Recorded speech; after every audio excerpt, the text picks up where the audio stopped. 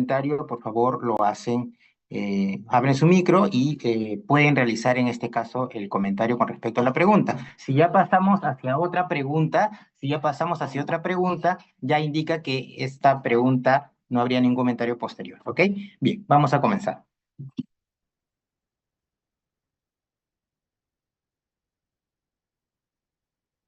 Mujer de 35 años, quien desde hace 2 meses viene presentando dolor articular en los dedos de las manos izquierda y que la calma con ANES. Viene recibiendo tratamiento para tuberculosis desde hace 3 meses. Las pruebas ayudarían al diagnóstico de artritis reumatoidea, ¿no? En este caso, nos dan una serie de síntomas y signos, nos dicen ya finalmente el diagnóstico y nos están diciendo el laboratorio cómo nos ayuda para una artritis reumatoidea. En este caso, la respuesta es péptidos citrulinados y factor reumatoideo, que son de las pruebas que hoy en día están en los criterios de clasificación, ¿no? Anticuerpos antinucleares no está considerado en los criterios de clasificación, BCG y proteína C reactiva son pruebas inflamatorias, ¿no? Y que es inespecífica ante buscar un biomarcador de la artritis reumatoidea. Factor reumatoideo podría ser, pero el ENA ya sale fuera de lo que corresponde a artritis reumatoidea. Y la última pregunta dice igual ENA con péptidos citrulinados, que el ENA ya sale fuera de lo que uno busca en artritis reumatoidea, porque los anticuerpos, los antígenos nucleares extractables están asociados a otro tipo de enfermedades, como por ejemplo el lupus, ¿no? Entonces ahí la respuesta es péptidos citrulinados y factor reumatoideo. ¿Bien? ¿Algún comentario? Doctor, buenos días. Sí, buenos Esa días. pregunta, ¿qué número corresponde del examen? ¿Qué número de pregunta es? ¿Perdón? ¿Qué número de pregunta es la que acaba de No mostrar? la tengo como tal, no tenemos las preguntas y en este caso la respuesta, pero ustedes han desarrollado las preguntas y recuerdan lo que han marcado, ¿no? Y si hubiera algún Claro, problema. Ujú. comprenderá que nosotros no tenemos el balotario y si bien es cierto, podemos recordar más o menos cómo han sido las preguntas. O sea, esta, por ejemplo, sí me acuerdo haberla visto, pero no me acuerdo qué número de pregunta era y para cotejarlo Pero recuerdan que han con la marcado. clave. Claro, sí, yo tengo acá mi ficha donde yo he anotado todo lo que he marcado. Entonces quiero cotejar que Eh, aquí en la retro se muestra que la respuesta está en el orden A, ¿correcto? Entonces que la respuesta es anticuerpos, está no, correcto. Tengo educación con eso. aquí lo que vamos a presentar, acuérdense que las alternativas están en desorden, entonces en este caso nosotros siempre la alternativa que vamos a mostrar va a ser la primera,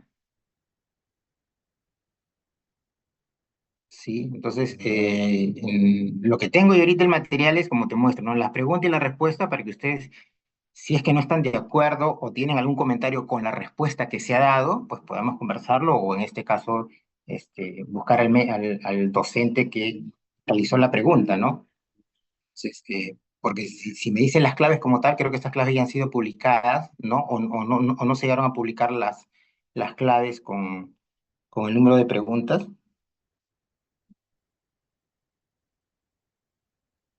Doctor, más que todo es para confirmar que usted va a proyectar las preguntas en el orden, en el mismo orden que se presentó el cuadernillo, porque como dijo mi compañera, nosotros no tenemos el cuadernillo, entonces nosotros nos aseguramos de que esa es la pregunta uno, la que viene es la pregunta 2 y así sucesivamente hasta la 40, porque la única forma como nosotros tenemos de corroborar nuestras respuestas es mediante una hoja con nuestras claves.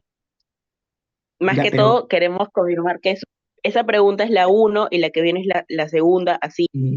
este dato no te lo puedo dar, como te digo, a mí me han pasado la información porque la retroalimentación es las preguntas y analizar si la respuesta que hemos colocado es la correcta, ¿no? Ahora, no les han publicado la lista de las preguntas con las alternativas para que puedan cotejar. No, doctor, nunca nos publican las preguntas. Por eso que normalmente en la retroalimentación que hacen los demás docentes, nos presentan el Word enviado a la unidad de medicina, en ese caso a su coordinador, y nosotros corroboramos así, porque se supone que el Word que proyectan es el enviado a la unidad y nosotros Mm, sabemos que es el cuadernillo que nos han dado a nosotros. claro, Nunca nos pero proyectan así en PPT y tampoco nos dan la opción de publicarlo en el aula virtual, ni a los delegados, ni la misma unidad tiene el cuadernillo. A nosotros nos quitan el balotario, el cuadernillo y nunca más lo vemos. Claro, claro, yo entiendo eso. Lo que voy es que la retroalimentación, lo que yo tengo la información es que la retroalimentación es para que ustedes vean la pregunta y miren si la alternativa que el docente ha colocado, en este caso, hubiera algún problema con el resultado, ¿no? O sea, si ustedes me dicen, yo pienso que acá la respuesta no es la correcta, la citrulina y factor reumatoideo es BCG y proteína C reactiva, entonces ahí estamos para esa retroalimentación. Más que lo que ustedes han marcado como tal, eso ya ha sido procesado, ¿no? A través en este caso, del equipo de la unidad óptica, ¿no? Entonces, yo, de verdad, lo que tengo ahorita es las preguntas como tal, lo que me ha sido entregado a mí y las alternativas para buscar esta discusión, si las respuestas que hemos entregado, en este caso, hubiera algún comentario por parte de que creen que es otra respuesta, creen que hay dos respuestas, creen que la pregunta es ambigua, o sea, a eso va esta retroalimentación. Sí, es lo que yo tengo ahorita el material, entonces es la manera que voy a desarrollar como tal, ¿no?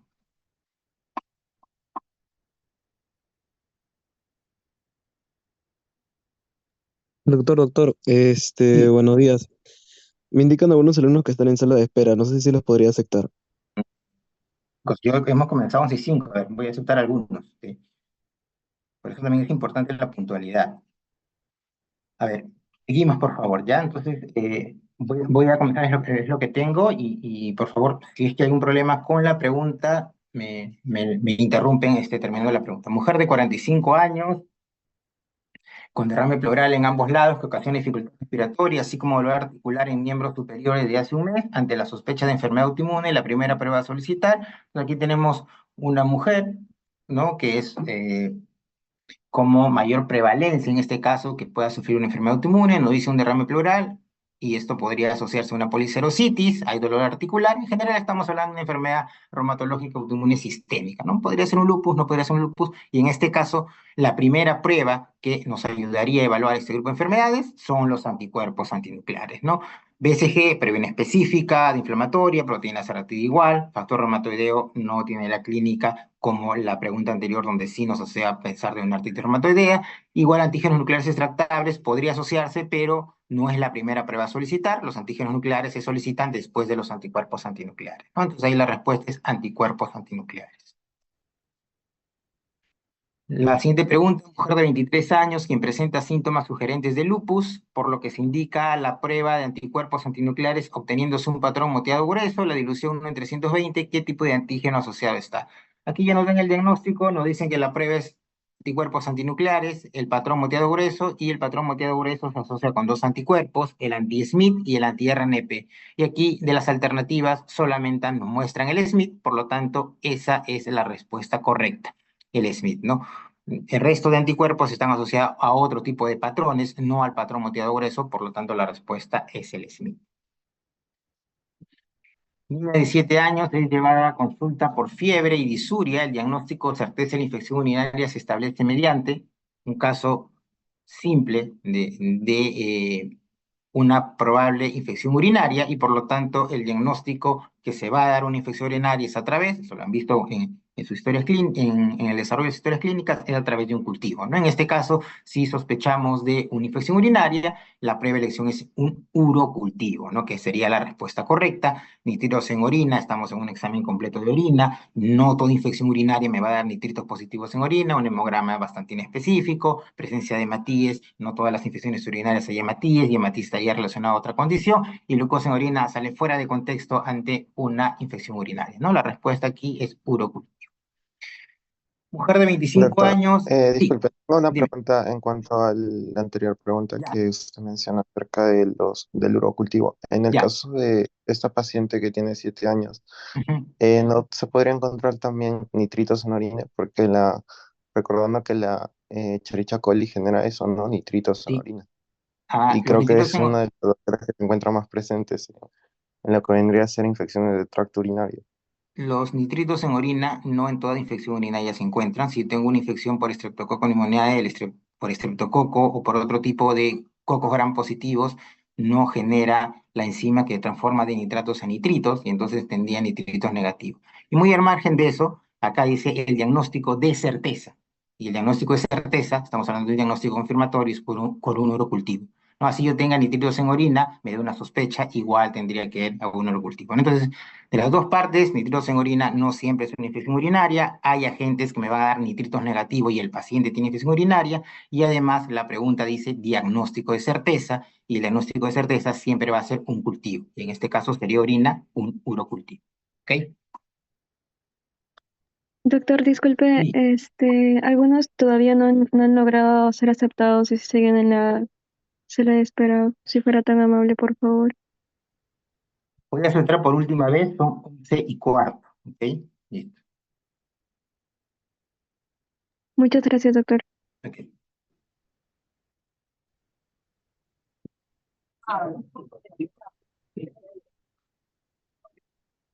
Continuamos, mujer de 25 años, hace 5 días presenta disuria, poliaquiuria, tenemos vesical, hace 2 días se agrega dolor lumbar y hematuria, se solicita urocultivo. ¿Qué consideración debe tener para una adecuada recolección de muestras? No, aquí nos dan toda una historia clínica, pero lo que nos piden finalmente es cuáles son las condiciones adecuadas para una recolección de una correcta toma de muestra para urocultivo, ¿no? Y eso lo han visto, que lo ideal es utilizar el chorro medio para que nos permita tener en este caso una muestra que permita tener una mejor relación a lo que el paciente tendría en este caso en la vejiga o en las vías urinarias por la asepsia que se va a atender, ¿no? Entonces la respuesta aquí es recolección a chorro medio. Primer chorro no puede ser, el último chorro tampoco. Un volumen, no estamos hablando acá del volumen como tal, 3 mililitros, ¿no? Y la muestra óptima es la última orina del día, ¿no? No es la primera orina y el chorro medio, ¿no? Entonces la respuesta aquí es chorro medio. Doctor, disculpe. Sí, En esa pregunta dime. anterior, yo lo había entendido en la segunda opción como si fuese la primera orina del día, No, que es incluso una indicación. Y creí que eso se refería, o sea, por eso yo he marcado esa opción. claro, Yo creo es que que debieron la estar primera muestra de con la... orina, además el término chorro medio ya nos indicaría pues que existe un chorro, un primer chorro, un chorro medio y un chorro posterior, ¿no? Ese término de chorro medio lo han visto en teoría, estoy seguro. Entonces, al decir primer chorro es que estamos hablando de antes, ¿no? Si diría recolectar la primera muestra de orina sería diferente.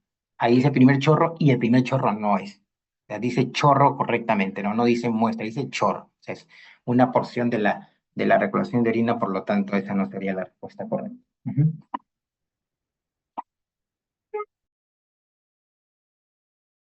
Gracias.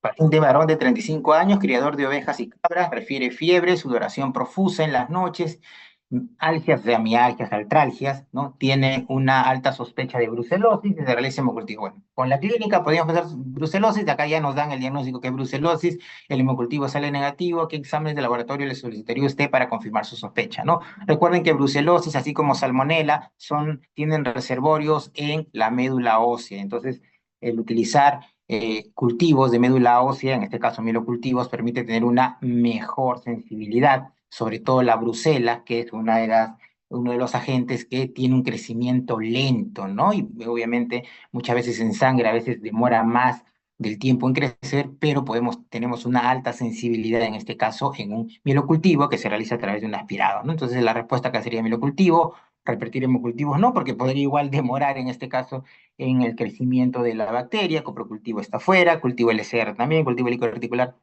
está fuera de lo que corresponde a este caso clínico, ¿no? Entonces acá la respuesta correcta es mielocultivo.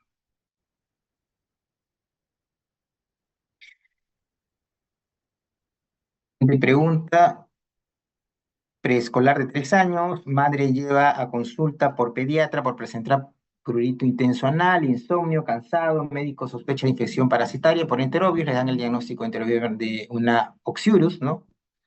¿En qué tipo de muestra usted cree que debería llevar al laboratorio para el diagnóstico? Bueno, aquí si le preguntan enterovirus verniculares, ¿cuál es la prueba de laboratorio que me dio enterovirus verniculares? Lo que me ayudaría para el diagnóstico es un test de Graham, ¿correcto? Y esto es a través de lo que se colecta a través de esa lámina con la tinta adhesiva y que se coloca en los bordes perianales, ¿no? Muestras perianales, esa sería la respuesta, ¿no? No es en frescos, no es conservada, sangre no es y contenido duodenal tampoco, ¿no? Entonces aquí la respuesta es muestras perianales, ¿no? Porque ya nos dan el diagnóstico de Oxurus, que es el enteroviro vermicular.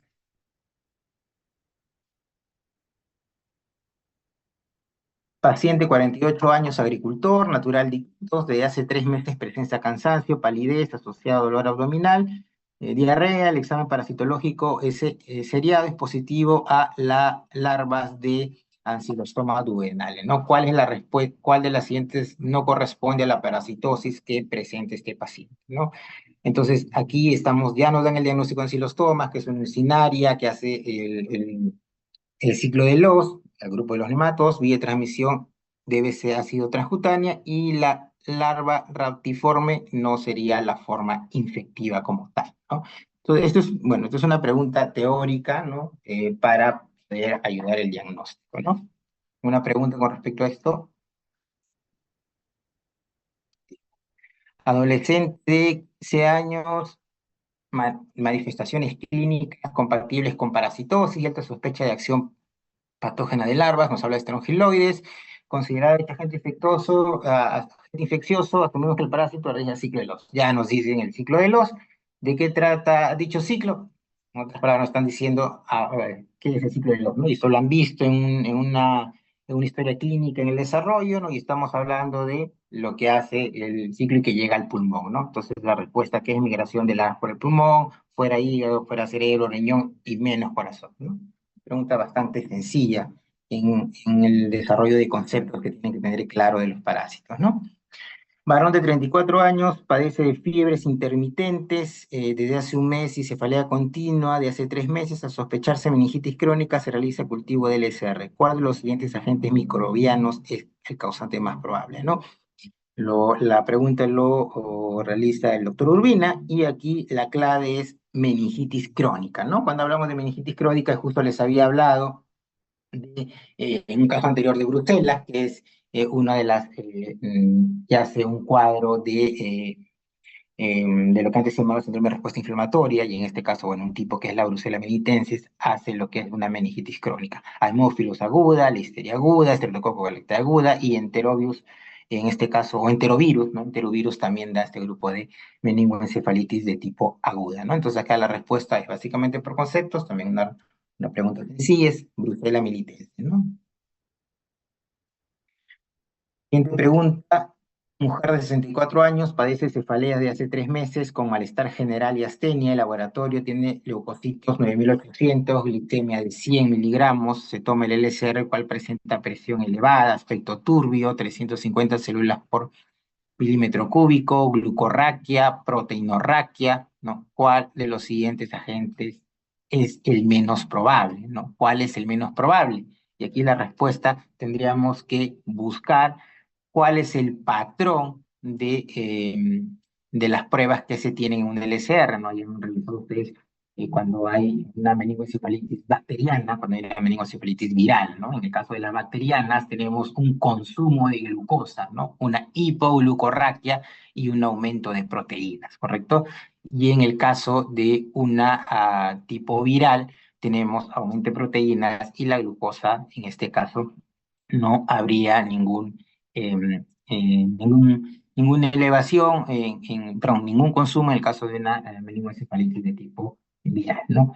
Entonces, si aquí nos hablan de glucorraquia de 70, estamos hablando de la glucosa normal, hasta diría un poquito alta, ¿no? En consideración de una meningoencefalitis bacteriana que tiene que encontrar, en este caso, la disminución, ¿no? Y el otro punto importante que nos ayuda aquí es esta presencia, ¿no? De los leucocitos que se van a encontrar en este licocefalorraquídeo, ¿no? Entonces dice aquí, ¿cuál de los siguientes agentes es la causa menos probable? Y nos dan como respuesta el Streptococcus pneumoniae, ¿no? Que es una bacteria y una de las meningoencefalitis más frecuentes por bacterias es el estreptococo, que nos da hipoglucorraquia, ¿no? Y en este caso tenemos una glucosa normal, por eso que la respuesta es Streptococcus pneumoniae, queda fuera de treponema, que nocardia, Mycobacterium tuberculoso y lo que es Brucella, en la asociación de este cuadro que nos presenta a esta mujer de 64 años. Paciente varón de 33 años, presenta fiebre, cefalea, vómitos, confusión, somnolencia y sensibilidad a la luz, ¿no? Ya datos clínicos que nos hacen sospechar de problemas neurológicos. Al examen detallado se observa signos de demencia y sospecha de una meningoencefalitis. ¿Cuál de los siguientes es la condición probable? Y aquí ha visto en la parte teórica, ¿no? Que estaría asociado por los signos de demencia, porque lo de cefalea, lo de fiebre, ¿no? Y lo de vómitos es muy general a lo que corresponde a una meningoencefalitis, pero asociado a signos de demencia es una de las características que se encuentra asociado a treponema pallidum, y en este caso estamos hablando a sífilis, ¿no? Por lo tanto, la respuesta sería sífilis, ¿no? Este es un dato básicamente clínico y que nos ayudaría al diagnóstico de paciente varón de 77 años que vive con su hija de 45 años, recientemente diagnosticada de tuberculosis, multidrogo resistente, dato muy importante que tiene un antecedente o no, una hija con tuberculosis multidrogo resistente. Al momento de la evaluación presenta tos, expectoración mucosa, con un mes de evolución, o sea, tos de un mes de evolución, sin otros síntomas asociados. ¿Cuál de las siguientes pruebas de laboratorio estaría indicada, dado que es un contacto de TB multidrogo resistente, ¿no? Entonces estamos hablando de buscar a un varón de 77 años que probablemente tenga una inmunosupresión, un sistema inmunológico por una inmunosenescencia bajo y en un contacto directamente con una hija de tuberculosis multidrogo resistente, ¿no? ¿Qué vamos a sospechar en este caso? Que probablemente tenga una tuberculosis multidrogo resistente también. Entonces necesitaríamos buscar esta opción. ¿Cuál de las pruebas nos ayude en un tiempo corto y que tenga esa acción de poder evaluar una resistencia, una multidrogo resistencia, por lo menos de primera línea, son las pruebas moleculares, ¿no? Que generalmente, por ejemplo, el GeneXpert que nos da una resistencia a la rifampicina, ¿no? Entonces, prueba molecular rápida automatizada, PPD, tiene lógica en buscar una tuberculosis multidrogo resistente con un PPD. Cultivo, ¿cuál es el problema de los cultivos? El tiempo, acá nos dan medio líquido que nos acorta un poco, pero en comparación con una prueba molecular que puede estar en 2 a 4 horas, no tenía problema. BK sería un aspirado gástrico, no es en la condición, en el caso que fueran niños, igual el BK no nos va a permitir encontrar un diagnóstico de tuberculosis multidrogo resistente. Y tinción con uramina, la tinción con uramina es una tinción por fluorescencia que en este caso se utiliza en vez del sin Nielsen, pero el resultado es igual. En este caso sería detectar, evaluar la detección de Mycobacterium, pero no evaluar esta multidrogo resistencia, que es la que ya nos da en el caso clínico, porque su hija tiene esta multidrogo resistente. Muy bien. Doctor, disculpe. Sí. En esa pregunta, en la anterior, ya, en teoría había mencionado que la PPD también era para una tuberculosis latente. Y como aún no está confirmado en el señor padre, entonces yo pensé que podría ser una opción viable. Pero acá buscamos multidrogo resistente. O sea, mi hija tiene multidrogo resistencia, yo es un anciano, contacto con multidrogo resistencia, quiero una prueba que me ayude a detectar multidrogo resistencia y una prueba, nos dan alternativa una prueba molecular que sale en 4 horas y que me dicen que es multidrogo resistencia, el PPD no me va a decir que es multidrogo resistente, me va a decir que ha habido un contacto y tengo que esperar un día para que pueda encontrar, porque tengo que medir en este caso al, al día siguiente o hasta en 48 horas y ver el avance. Y si me sale positivo el PPD, tampoco me va a dar el diagnóstico de tuberculosis multidrogo resistente, ¿no? Entonces, si usted ve estas alternativas, la que me da la opción en tiempo y la que me da, sobre todo el multidrogo resistente, que por eso la pregunta han sido bastante, han repetido muchas veces esto de la multidrogo resistencia, la única que nos daría en este caso es la prueba molecular, ¿no? Por eso es la respuesta.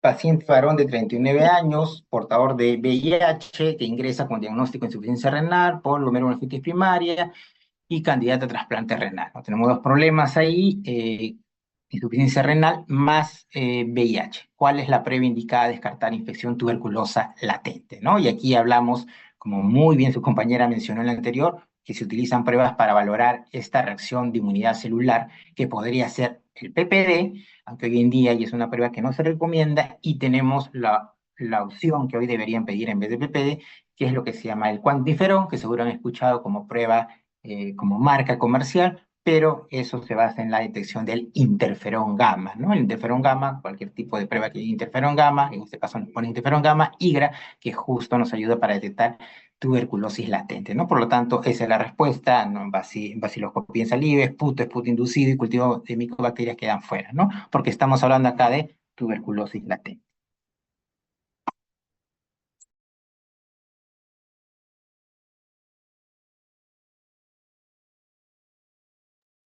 Paciente varón de 39 años, procedente de La Victoria, sintomático respiratorio, se realiza vaciloscopía de esputo en su centro de salud, en la cual se observa el microscopio 2 bar por 100 campos, que es, bueno, este es concepto y lo que clasifica, una pregunta bastante sencilla, es positivo a 2 cruces, ¿no? Esto ya solamente es, no es una cruz, no es negativo, no es cero bar, no es solamente recordar la clasificación de cómo se reporta 1, 2, 3 cruces, ¿no? Y pausa y vacila. Eh, Le pregunta, acude a consulta mujer de 45 años por una tumoración de mama izquierda.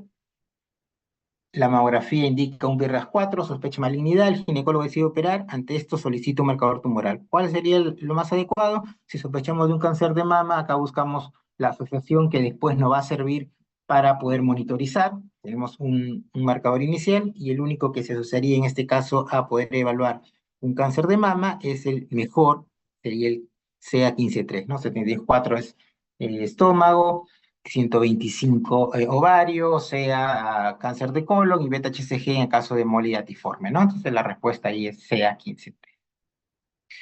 Varón de 53 años, presenta ictericia, prurito leve, la exploración física muestra ictericia, exámenes de laboratorio donde hay transaminasas elevadas, faltas de calidad muy elevada, igual que la malglutamil. La ecografía abdominal muestra dilatación de vías biliares intrahistrepática, vesícula no contiene material litiásico. ¿Cuál sería el marcador tumoral que solicitaría ante la sospecha diagnóstica? ¿No? Vemos un síndrome obstructivo donde hay ictericia, donde la fotasa alcalina está por los cielos, igual que la gamma-glutamil, y esta ecografía muestra la dilatación, ¿no? Estamos hablando de un síndrome obstructivo, probablemente por una neoplasia de un órgano que esté muy cercano a estos, que normalmente podría ser páncreas o cabeza de páncreas, ¿no? Entonces, ¿cuál sería el marcador tumoral asociado a cáncer de páncreas? El CA19-9, ¿no? Que es la respuesta. PSA libre próstata, 62,4 estómago, NSA en la parte neurológica, el CA125 varios quedan fuera, ¿no? La respuesta es CA19-9. Paciente de 48 años acude a emergencia con ginecorragia a enfermedad trofoblástica gestacional. Un año atrás, el examen se observó tumoración en pared cervical de aproximadamente 5 centímetros adherida y fiable. No estamos hablando en este caso de qué, de una tumoración con el antecedente todavía de enfermedad trofoblástica gestacional. Podríamos hablar de una mola yatiforme o de un coriocarcinoma probablemente, ¿no? No lo tenemos como tal, y el marcador en este grupo de enfermedades, estamos hablando de una hormona que es la HCG, ¿no? Por lo tanto, esa sería la respuesta. Igual C125 ovario, 19 páncreas, con organina, un hemocromocitoma, marcadores que estarían fuera al desarrollo de este escenario clínico que nos muestra. Mujer de 52 años que realiza prueba rápida para el diagnóstico de VIH, detección de anticuerpos en una campaña de salud en el mercado de su comunidad, siendo resultado reactivo, acudió a centro de salud donde le realizaron otra prueba rápida, siendo el resultado reactivo. Ella es casada de hace 22 años y no presenta síntomas. Con los datos obtenidos, informa a la paciente que esto es algo que deben haberlo reforzado en la parte de caso clínico, ¿no? El diagnóstico de un VIH, pruebas de tamizaje como las infecciones y luego pasamos a una prueba confirmatoria, ¿no? Ese es el tamizaje para un VIH. Tiene dos pruebas en este caso de tamizaje, nos dicen una prueba rápida en el mercado y luego a Centro de Salud donde le hacen otra vez la prueba rápida, ambas reactivas. ¿Esto me indica diagnóstico de VIH? No, tiene que ir una prueba confirmatoria. Entonces, lo correcto es solicitar una prueba confirmatoria, ¿no? Se le debe realizar una prueba confirmatoria. Es probable que sea falso positivo por su estilo de vida, esto es algo muy subjetivo y aparte que tenemos dos pruebas, si fuera una, tenemos dos pruebas de tamizaje, el fluxograma del MINSA nos dice que con dos tamizajes tenemos que ir a una confirmatoria. ¿Está confirmado que tiene infección por VIH? No. ¿Se le debe realizar una tercera prueba? Tampoco. ¿Se debe realizar una prueba lisa? No. Porque el fluxograma nos dice prueba de tamizaje, luego pasar una prueba confirmatoria. Y eso no se olviden, chicos. A veces hay casos donde lamentablemente informan al paciente que tienen VIH simplemente con una prueba rápida y no es lo correcto. Por eso la doctora Torres lo ha puesto para que tengan muy claro el escenario y cómo deben hacer su información. Paciente de 39 años, presenta de hace 6 meses baja de peso, aumento de sudoración y sensación de calor. Algunos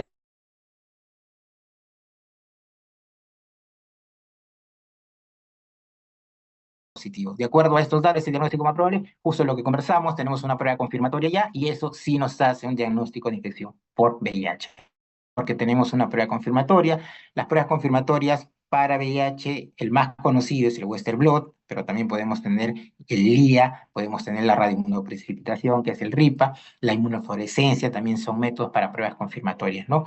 Pero teniendo una prueba confirmatoria, sí podemos hacer el diagnóstico del VIH, ¿no? Entonces aquí, infección por VIH, las otras alternativas están fuera del contexto, ¿no? Mujer de 25 años quien presenta dolores articulares de hace 2 meses y ahora se agrega hematuria, realiza una prueba de ANA cuyo patrón es homogéneo, dilución 1S6. Ante la sospecha de nefritis lúpica, la prueba a solicitar es, bueno, acá ya le dan de frente que es una nefritis lúpica, ¿no? Pero en el contexto es una mujer, que hay hematuria característico de una glomerulonefritis, un daño, ¿no? Renal, y con un resultado de anticuerpos antinucleares homogéneo.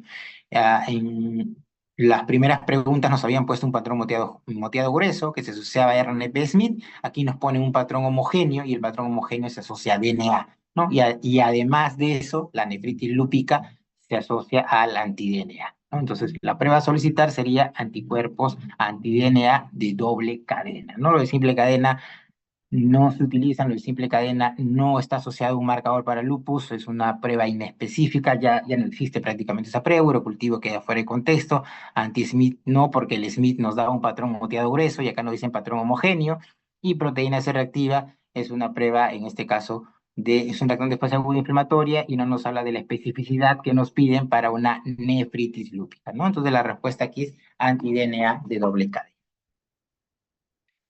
Niña de 5 años que presenta fiebre, caída de cabello, baja de peso. De hace 3 meses se solicita ANA con un reporte de patrón homogéneo. Siendo el antígeno relacionado a este patrón, ¿cuál sería? Los anticuerpos, el patrón homogéneo se asocia a 3 anticuerpos: anti-DNA, antihistóneas y antinucleosomas, ¿no? Entonces, ojo, cuando hablo de DNA es doble cadena, no, de simple cadena es historia, no, hoy en día no se usa como tal, no. O sea, entonces, aquí, ¿cuál es la respuesta correcta? Histonas, simple cadena, no hay, Smith, SSA y PCNA, ¿no? Entonces, la respuesta correcta es antihistona, ¿no? Básicamente, estas preguntas que les han venido está asociada a los patrones y a los anticuerpos que tienen que asociar al patrón cuando tengan un resultado, ¿no? Como en este caso es el patrón homogéneo, la respuesta es antihistonas. Recién nacido de 5 horas, antecedente de ruptura prematura de membranas, 25 horas, parto eutóxico, ahogar 7 al minuto, edad gestacional por Capurro 39 semanas, al examen, temperatura 38.3, debe succión, ¿no? Todo esto nos dicen finalmente que es una sepsis neonatal. Ya está, sepsis, ¿cuál sería la prueba de laboratorio para notar sepsis? Buscar la bacteria en sangre. ¿Qué prueba me ayuda a buscar la bacteria en sangre? Un cultivo de sangre, hemocultivo, ¿no? La respuesta es hemocultivo, que fuera glucosa, hemoglobina, plaquetas, simprotrombina, no tiene relación a el diagnóstico que queremos encontrar la bacteria y esto se hace con un hemocultivo, ¿no? Ahí sería hemocultivo. Personal de enfermería del área de hospitalizados se encarga de realizar la toma de muestra de hemocultivo. ¿Cuál es el tiempo que se tiene como límite para el envío de hemocultivos al laboratorio de una vez? Esta es una prueba de concepto. En este caso, el tiempo que debería solicitarse máximo es las 2 horas, ¿no? Por lo tanto, la respuesta aquí es directa, es 2 horas. Paciente varón de 50 años, proviene de un asentamiento humano en Lima, desde hace 2 meses presenta dolor abdominal, náuseas y diarreas acuosas intermitentes, sin moco ni sangre, parasitológico seriado, resulta positivo para quiste del parásito. De acuerdo a los datos, ¿cuál sería el agente causal del cuadro, ¿no? Entonces, nos hablan de dolor abdominal, náuseas y diarrea, ¿no? Característicos en este caso eh, de este tipo de infecciones, en este caso entéricas, no asociado a el agente que sería la yardia-lambia, ¿no? En este caso, en taboide histolítica me da un cuadro de diarrea con moco en sangre, acá nos dice acuosas e intermitente, que es característico, trichomonas hominis queda fuera, trichomona vaginal fuera, y tenes vaginata no estaría en relación con lo que es esta diarrea, ¿no? Y además nos habla que ha encontrado quiste, ¿no? Por lo tanto, la única respuesta aquí es yardia-lambia, y es realmente uno de los más frecuentes asociado a este contexto. Varón de 13 años sin antecedentes patológicos, procedente de región rural de Junín, sin agua potable y desagüe, ingresa por emergencia por presentar dolor abdominal intenso y se realiza evaluación por imágenes donde informan una oclusión intestinal. Ya ese dato es sumamente importante, ¿no? Oclusión intestinal, ¿qué parásito realiza este tipo de condición? Es una de las condiciones de oclusión intestinal. ¿A qué parásito se debe en este caso? Y estaríamos asociados a lo que es Ascaris lumbricoides, ¿no? Sería la respuesta correcta. También pregunta de concepto, básicamente. Varón de 85 años, presenta cefalea intensa y vómitos explosivos de hace 3 días. Al examen médico observa signos meningios positivos, temperatura 37.2. El hemograma revela 7.500 leucocitos con 200 abastonados, ¿no? El estudio del SR nos indica que hay leucocitos y a predominio de células plasmáticas. ¿Qué nos hace aquí el diagnóstico en este escenario clínico? El dato de células plasmáticas, ¿no? El dato de células plasmáticas, ¿no?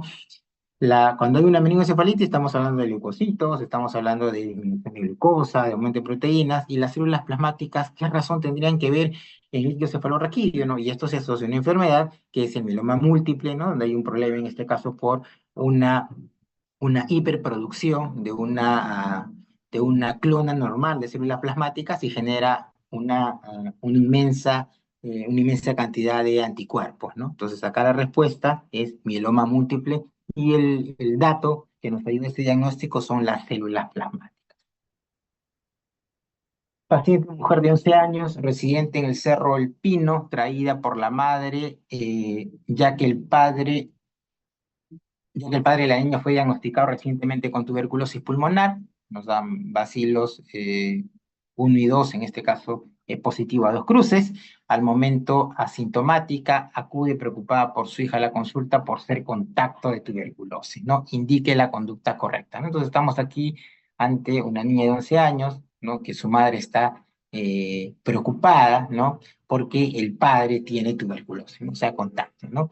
Entonces, aquí estamos hablando para buscar, ¿no? En este momento, ya que la niña es asintomática, no nos habla de que tiene una tos, no nos habla, ¿no? Para poder, solamente está asustada la madre por el contacto, ¿no? Indique la conducta correcta, y dentro de las alternativas nos dice: se le indica una prueba PPD para identificar si se produjo una infección por Mycobacterium tuberculosis, ¿no? Se le indica una prueba molecular rápida en el esputo. Acá la paciente no tiene síntomas, es un contacto de una tuberculosis pulmonar. Se le debe derivar a psicología para psicoterapia, ya que al ser asintomática no hay que preocuparse, no, bueno, está fuera de contexto. Si se realiza una prueba BPD con una induración de 100 mililitros, se considera que es infección, no estamos hablando de mayor de 10. Se debe indicar un esputo inducido para, no podemos inducir en este caso a la vaciloscopía. Acá comenzamos con un BPD para poder evaluar.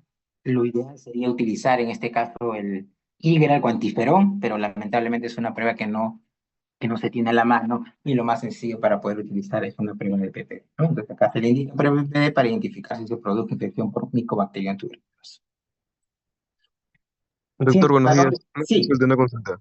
dime. No, pero no es con esa pregunta, es con la pregunta de meningitis crónica, donde había dado clave de Brucella melitensis, sino que me parecía raro, ya que justamente en un cuadro de teoría, literalmente estando en PPT, también dan como opción que Listeria monocytogenes también puede producir meningitis crónica. Y sí, literalmente está en el cuadro tal cual.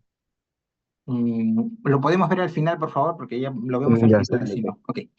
Paciente varón de 78 años con sospecha de cáncer colorectal. Para ayuda al diagnóstico y seguimiento, ¿cuál de los siguientes marcadores utilizaría? Ya nos dicen el cáncer colorectal, el marcador asociado, antígeno-carcina embrionario, ¿no? Ya el resto de marcadores está fuera del contexto del cáncer, el colorectal que estamos evaluando. Paciente varón de 36 años en tratamiento antirretroviral con diagnóstico de infección por VIH hace 4 años, acude a control rutinario y refiere en los últimos 3 meses presenta 2 episodios de diarrea. Las pruebas que se realizan para evaluar progresión a SIDA, ¿cuáles son? Aquí acuérdense que el laboratorio tiene dos partes, ¿no? La primera parte para el diagnóstico, que lo vimos en otra pregunta, prueba de tamizaje, prueba confirmatoria, y luego, después del diagnóstico, el laboratorio nos ayuda para evaluar qué estadiaje, para evaluar progresión, en este caso nos dan con SIDA, y tenemos dos pruebas, ¿no? Que es evaluar cuánto de copias tiene el virus, en este caso es carga viral, y finalmente evaluar cómo están las defensas, y eso se realiza a través del CD4. Entonces, las pruebas que se realizan en este momento es carga viral CD4, porque ya hablamos de un paciente con diagnóstico, con tratamiento, ¿no? Debido a los síntomas no necesarios hacer pruebas fuera de contexto y el resto de pruebas están para el diagnóstico. Acá ya no queremos diagnóstico, ya está diagnosticado, la respuesta correcta es carga viral y recuentos de CD4. Mujer de 50 años que viene presentando engrosamiento de la piel limitado en los dedos de las manos, pies, evidencia nódulos calcificados bajo la piel, fenómeno de Raynaud, dificulta para pasar los alimentos de la lactancia, prueba de ANAS, anticuerpos anticentrómeros 1 en 320, ¿no?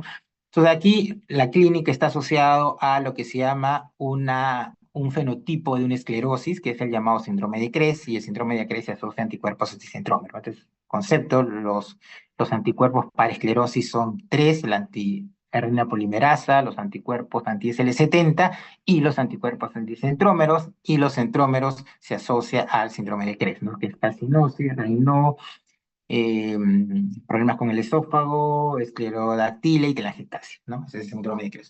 Pregunta de concepto. Siguiente pregunta: paciente mujer de 27 años, recién casada, presenta hace 3 días disuria, poliaquiura, urgencia urinaria, el examen de orina muestra leucocitos mayores sin por campos, hematíes, piocitos, cilindros leucocitarios, se solicita urocultivo obtenido por micción espontánea. Para este caso,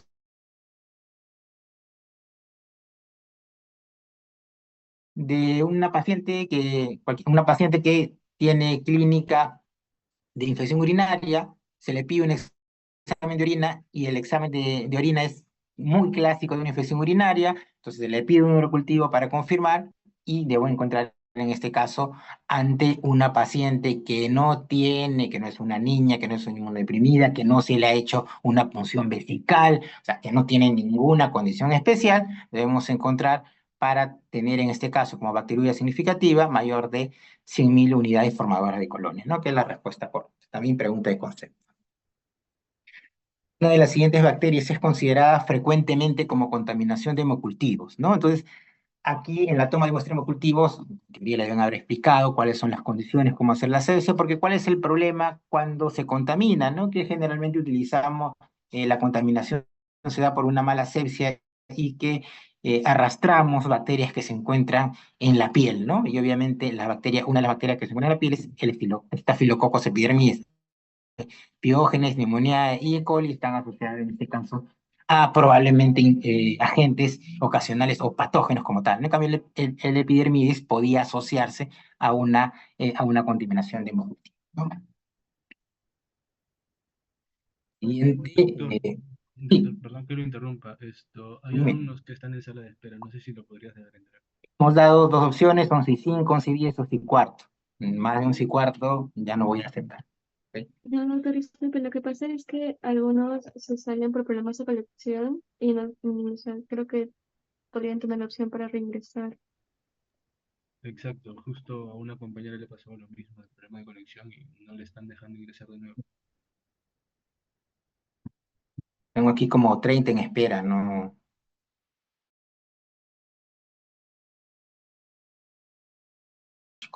¿Quién es el nombre de su compañera? En el caso mío es Isabela. Apellido no recuerdo, pero se llama Isabela. No, no, no hay ninguna aquí. Vamos a avanzar con esto. Paciente mujer de 55 años, natural de un asentamiento humano en Cajamarca, criadora de cerdos, presenta desde hace 6 meses dolor de cabeza, mareo, visión borrosa. Hace 2 meses presenta convulsión tónico-clónica que se repite nuevamente hace 10 días y el día de hoy se toma TAC, muestra lesiones clasificadas compatibles con neurosis y cercosis, ¿no? Marque la respuesta que no corresponde, ¿no? Entonces aquí estamos hablando ya nos dan el diagnóstico, ¿no? De neurocisticercosis y estamos hablando, igual, pregunta ya teórica con respecto al concepto, de em, de la, mm, mm, de la cisticercosis, ¿no? Que estaría usted en este caso por la tenia sodium, ¿no? Dentro de la cisticercosis, enfermedad se produce por ingestión de la tenia solium, sí, correcto. La tenia saginata no tiene nada que ver, no produce cisticercosis en el humano. El parásito implicado pertenece al grupo de cestos, de concepto como tal. ¿Son indistinguibles los huevos solium saginata? No, como tal. En este caso no nos va a permitir tener una diferencia y probablemente esta diferencia si se haga a través de pruebas inmunológicas como tal, ¿no? Entonces, sí es correcto que no son indistinguibles los huevos ¿no? Entonces, ¿cuál sería acá? Hay dos respuestas que están en contra, ¿no? Paciente se contagió por comer carne de cerdo poco cocida, no, en este caso se produce por la ingestión de huevos de tenia sólida, ¿no? La respuesta es paciente se contagió por comer carne poco cocida de cerdo, ¿no? Igual preguntas de conceptos como tal que deben haber revisado en la parte teórica cuando han visto ciclo de las tenias, ¿no? Como tal. Siguiente pregunta. Varón de 5 años de hace 2 días, madre evidencia cuadros diarreicos con moco y sangre, dolor abdominal y malestar general. Médico indica examen de laboratorio. ¿Qué examen consideraría prioritario? ¿No? Y aquí nos dan en este caso examen parasitológico, procultivo, reacción inflamatoria, serología y test de Graham. Entonces acá nos dice hace 2 días hay cuadros diarreicos frecuentes, ¿no? O sea, la de frecuencia, hay moco y sangre, hay un dolor abdominal y un malestar general. Entonces aquí, para poder evaluar un diagnóstico de un probable parásito, lo ideal es hacer no un parásito simple, sino lo que se llama hoy un parasitológico seriado, ¿no? Que se le pide al paciente que recolecte a través de 3 muestras para poder tener una mayor probabilidad de captar ese parásito, ¿no? A través de esa, eh, estas 3 muestras, ¿no? Muchas veces se entrega solamente un frasco y en este caso no hay una identificación, no se puede encontrar, por eso que aumentamos probabilidades a poder solicitar este seriado, ¿no? Cobro cultivo no, reacción inflamatoria no tendría relación porque queremos buscar en este caso un parásito, serología anticuerpos no nos ayuda en este caso para los parásitos y test de Graja que nos ayuda para ocioros enteroverniciulares, que lo vimos en otra pregunta, está asociado a otro tipo de cuadro, no a diarreica, no a moco y no a sangre, ¿no? Entonces aquí la respuesta es examen parasitológico seriado. Una pregunta muy simple, pero que ustedes tengan el concepto de la prueba que deben solicitar y siempre tiene que ser parasitológico seriado. Para complicarla, acá lo hubieran pedido un examen parasitológico por uno, ¿no? Igual la respuesta sería examen parasitológico seriado. Paciente mujer de 17 años de edad presenta cefalea, fiebre, convulsiones, al examen, temperatura 40 grados, LSR, proteínas 1.5, glucosa 18, leucocitos en LSR 5000, polimorfo nuclear 70. ¿Cuál es la puntuación de la escala de Boyer con respecto a la meningitis bacteriana? Bueno, esto lo deben haber visto en teoría y acá la respuesta sería 10 puntos con una alta probabilidad. ¿Cuánto tenemos de glucosa baja, hipoglucorraquia? ¿Cuánto tenemos de leucocitos? 5 de qué polimorfonucleares, ¿no? Entonces, acuérdense siempre de eso en la característica de una meningitis bacteriana, hipoglucorraquia, aumento de leucocitos, aumento de proteínas y la presencia de leucocitos tiene que ser a predominancia de polimorfonucleares, ¿no? Paciente varón de 33 años con diagnóstico de VIH en fase SIDA, lleva tratamiento irregular de terapia antirretroviral, ingresa por emergencia por alteración del estado de conciencia, al examen presenta rigidez de nuca, se le hace punción lumbar y arroja un LCR de aspecto turbio con recuento celular alto, 250 leucocitos, a predominio de mononucleares, glucosa baja y proteínas altas. ¿Cuál sería el examen más idóneo ante la sospecha de tuberculosis meninge? Bueno, nos dan todo el dato de TB meninge, pero al final nos dicen que es una tuberculosis meninge. Entonces, igual estamos ante una situación de oportunidad y de una muestra valiosa como el líquido cefalorraquídeo. Entonces, ¿qué le voy a pedir para ayudar al diagnóstico de tuberculosis en líquido cefalorraquídeo? No le voy a pedir cuantiferón en sangre, PPD en el SR no existe, vaciloscopía en esputo, estoy hablando de una meningoencefalitis por tuberculosis, y cultivo de esputo en medio de agua, peor todavía, que demora semanas, ¿no? ¿Cuál es nuestra opción rápida? El GeneXpert, que se puede utilizar en el encefalorraquídeo y vamos a tener el diagnóstico de manera oportuna en este paciente y que además tiene un estado de comorbilidad porque el paciente tiene el diagnóstico de VIH, ¿no? Entonces la prueba molecular rápida de encefalorraquídeo. Mujer de 68 años que acude a consulta por presentar fracturas, instalación reciente, ha perdido 5 kilos, a la exploración se observa cifosis, dolor a la percusión de columna, hemoglobina de 9 gramos, BCG 85, creatinina, calcio, los datos que se menciona. Se realiza proteinograma electroforético detectándose un pico monoclonal, ¿no? Esto está en concepto de un mieloma múltiple, ¿no? Probablemente de un mieloma múltiple, que ya habíamos mencionado que son células plasmáticas, y acá utilizamos un marcador para valorar, en este caso, su pronóstico y el monitoreo, ¿no? Y el marcador asociado a esto es la beta 2 microglobulina, ¿no? Sea 125 varios, cifra 21 pulmón, alfabeto proteína hígado, 19 páncreas, ¿no? La única aquí, beta 2 microglobulina, y está en relación a una neoplasia hematológica, si queremos llamarlo, probablemente un mieloma múltiple. Paciente de 62 años acude a consulta por urología al saber que ha sido con un PSA alto, ecografía nos indica que hay un nódulo, en la biopsia muestra carcinoma, se ampliaron los marcadores que esperamos encontrar. ¿Qué estamos buscando aquí? Un cáncer de próstata, ¿no? ¿Qué nos ayuda en este caso para el cáncer de próstata? El PSA. Pero en este caso, cuando tenemos un PSA elevado, nos ayudaría también en rangos que a lo mejor no son tan altos o que el clínico no considera que son tan altos y que podría asociarse a un cuadro benigno, nos ayuda para buscar carcinoma, en este caso, la solicitud del PSA libre, eso les dije en teoría, y lo que debemos encontrar en este caso el PSA libre, que debe estar disminuido, ¿no? Por lo tanto, la respuesta es PSA libre menor a 25%. No tiene nada que ver el CA19-9, el cifra tampoco, el PSA libre nos dice que va a estar más alto, y esto nos ayudaría más bien a sospechar de un cuadro, de un problema prostático benigno, y sea 125 vario fuera de contexto, ¿no? La respuesta es PSA libre menor a 25. Paciente Disculpe, mujer. doctor, una Sí, consulta. sí, ¿Podría retroceder una pregunta? La de GeneXpert, por favor. ya, ok. Ya, en esa pregunta, Ujú. con respecto a ese tema, solamente en la teoría mencionan que se recolecta una muestra de esputo del paciente con sospecha de tuberculosis. Creo que no mencionaron otros medios en el cual se pueda aplicar esa prueba, porque solamente dijeron de esputo. Entonces, no sé si podría como que explicarlo, porque no mencionaron en teoría Eh, otros medios, o sea, líquido cefalorraquídeo no lo mencionaron, solo mencionaron de esputo nada más, entonces por eh, eso yo puse pero vaciloscopía en esputo. estamos, ¿verdad? El- estamos ante un cuadro de una meningoencefalitis por tuberculosis y la detección del micobacterium tuberculoso tiene que ser en LSR. Si lo hacemos en esputo, estaríamos hablando de una tuberculosis pulmonar, ¿no? Podría ser. Pero el contexto de aquí no es con un problema pulmonar, es con un problema de una meningoencefalitis por tuberculosis. Entonces, la muestra es el LCR y ahí es donde tenemos que analizar, ¿no? Si fuera, no sé, eh, una tuberculosis peritoneal, buscamos líquido acítico, si es una tuberculosis renal, tenemos que hacerlo en orina, ¿no? Otro tipo de pruebas, no GeneXpert, pero en orina. Aquí en el caso es el LCR, por eso se realiza, y sí se puede realizar en este caso una prueba molecular rápida. Acá nos dice expert, pero nos hablan como prueba molecular.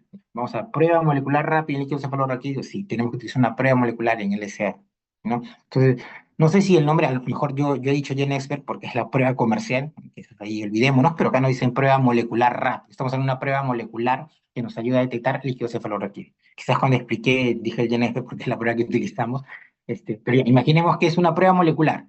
¿Prueba molecular en líquido cefalorraquídeo? Sí, esta es la opción. La opción es prueba molecular en líquido cefalorraquídeo. Esa sería la respuesta. Porque en esputo estamos buscando un problema pulmonar y aquí la historia clínica no nos habla de un problema pulmonar, nos habla un problema de una meningoencefalitis tuberculosa. Por eso es la respuesta. Ujú. Porque recuerdo que en la teoría como que la doctora recalcó siempre que siempre se usa el GeneXpert cuando siempre es sospecha de TB. Entonces, por eso dije, no, sería por esputo, porque también lo menciona en la teoría. Siempre que haya sospecha de TB, con el GeneXpert, con esputo. Entonces, por eso, eso. Claro, pero Porque acá no el problema mencionaron con otros medios, ¿no? Líquido cefalorraquídeo, por sangre, claro, ¿no? Porque si fuera así, ya pues se pondría esa respuesta, ¿no? Pero no especificaron, solo eh, dijeron pero, por pero, eh, esputo. pe- pero la historia es de una meningoencefalitis. O sea, no nos habla de un problema pulmonar aquí. Nos dicen rigidez de nuca, el líquido está turbio, ¿no? A predominio mononucleares, y todavía nos dicen, ante la sospecha de una tuberculosis meningia, ya nos están diciendo que el planteamiento es meningio. Entonces ahí tenemos que utilizar líquido cefalorraquídeo. Ujú. Y prueba molecular, ¿no? Prueba molecular en líquido cefalorraquídeo. Por eso que no es en input. Ujú.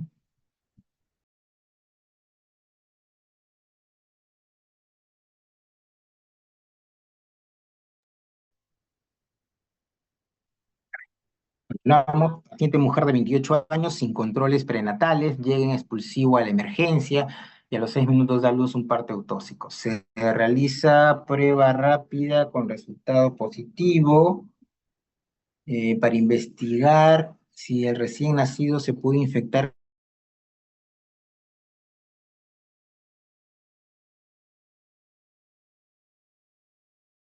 con nacido previa de cuarta generación, prueba que detecte complejo nivel anticuerpo y una prueba rápida las primeras 24 horas y repetir otra prueba al mes nacido, ¿no?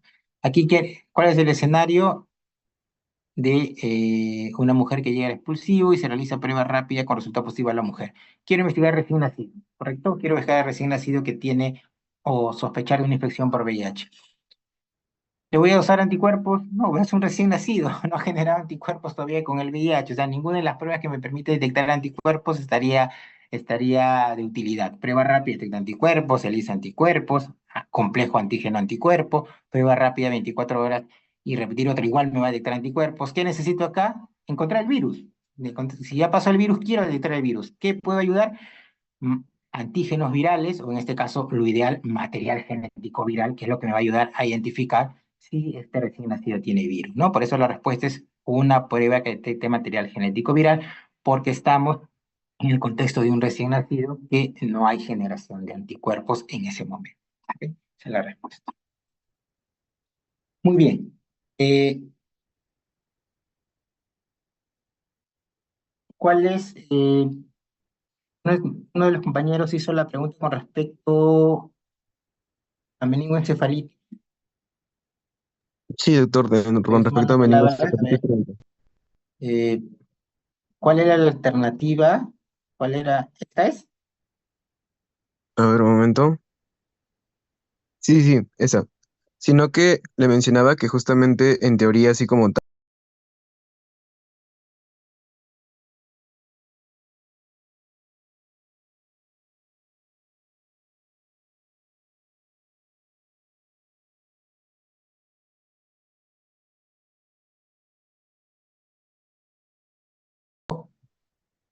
En ese cuadro, el grupo etario. el grupo estario estaría más adelante, pero Ya, sería como que una información que se contradice, porque pone cosas más frecuentes como tal.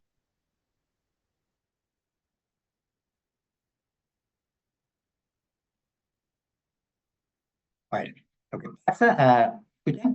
Sí, lo que pasa aquí es que estamos hablando de un varón de 34 años y la listeria monocitógenes está generalmente en el grupo recién nacidos en ancianos. Entonces, por eso que eso queda fuera del diagnóstico. Ujú.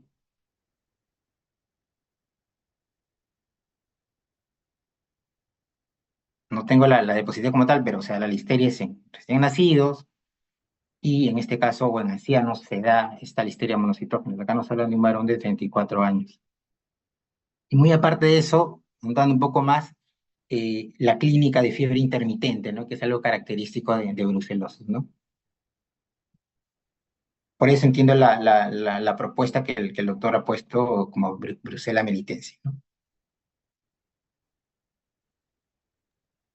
Ya, no, doctor. Por otro lado, no sé si tendría justamente la estadística del examen, justamente, dale al delegado, del curso. Ah, Más que todo se le había pedido a la doctora Iparaguirre, pero creo que ahorita no se encuentra, ¿no?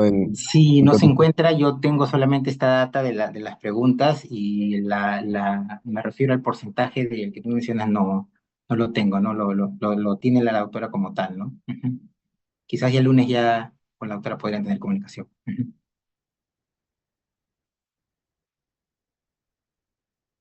Ok, chicos, ¿alguna pregunta más? ¿Algún comentario más?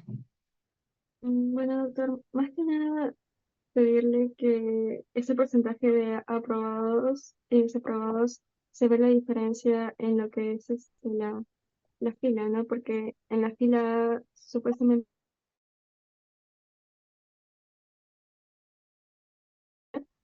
eh, las preguntas, el nivel de complejidad era menor al comparado de la fila B, o al menos eso se hizo notar, ¿no? En los alumnos. No sé si habría algún tipo de queja respecto a De eso. verdad que no lo sé, yo no estuve el día del examen, pero lo que ahorita tengo encargado es revisado, no veo tanta complejidad, no he visto el otro examen como tal, entonces no podría dar su opinión, ¿no? Pero entiendo que los exámenes son parejos como tal, siempre ha ocurrido eso, ¿no? También el porcentaje que me menciona de aprobados o no, no lo tengo, podría decirles. Sí, doctor, con respecto a eso, no sé si se podría tomar el tiempo con los docentes para poder comparar tanto la fila B como la fila A, porque como mi compañera explicó, al ver la retroalimentación de la fila A, noté que las preguntas eran mucho más sencillas y que a comparación de que la fila B, porque siendo sincera, unas preguntas eran como que muy rebuscadas y también que docentes como que, por ejemplo, el tema del sistema nervioso central, como que el doctor nos dijo de que nos concentremos más en el tema de cuáles pertenecen a la meningitis tanto crónica como aguda. Sin embargo, habían otras preguntas que de por sí eran muy como que rebuscadas con el tema de la escala, esos temas, ¿no? Entonces creo que sí hay una cierta diferencia. Entonces no sé si podrían como que compararlos bien y ya de por sí dar un comentario, ¿no? Al final de la revisión, ¿no? O sea, del tema, de cierta diferencia de los niveles de las preguntas. Habría que hacérselo llegar a la doctora Iparraguirre como tal, ¿no? Para ver eso. Yo, de manera personal, como les digo, ahorita que hemos cerrado el examen, no lo veo tan complejo, no sé cómo ha sido el tipo A, porque no lo tengo.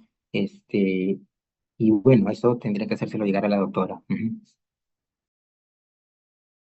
Ok, muchas gracias.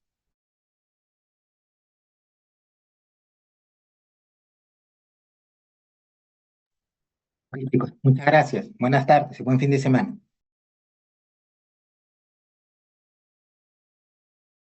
Doctor, una pregunta.